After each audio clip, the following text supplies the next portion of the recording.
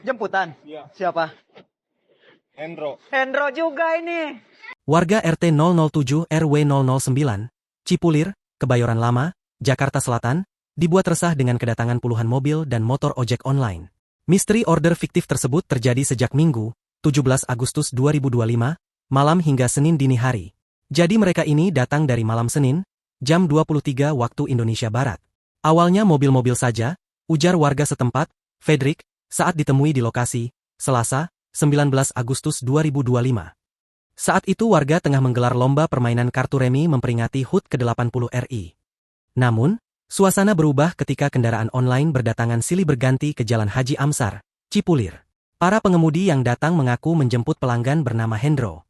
Namun, warga memastikan tak ada orang dengan nama tersebut di lokasi. Tak hanya nama Hendro, beberapa pesanan menggunakan nama lain yang mirip, seperti Chandra, Andhika, Ardiansah, hingga Farhat. Menurut Ketua RT 007, Mas Niari, hal ini semakin memperkuat dugaan bahwa ada pihak yang sengaja melakukan order fiktif. Semua yang datang carinya nama Chandra atau Hendro, kata Mas Niari. Selain nama, tujuan pengantaran juga sama.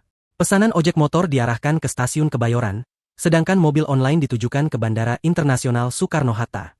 Menariknya, semua pesanan menggunakan sistem pembayaran tunai.